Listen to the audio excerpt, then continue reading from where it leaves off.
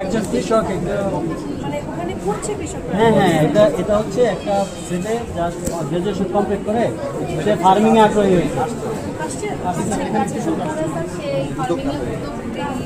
Documentation ছবি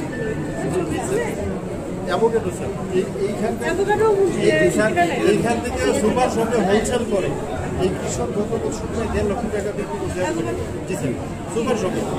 এবং এটা তার ওনার কাছে অ্যাভোকাডোর অনেকগুলি সমস্যা তিতা ভাব আসে এবং একমাত্র অনেক পুষ্টিকর কিন্তু কোনো টেস্ট নাই।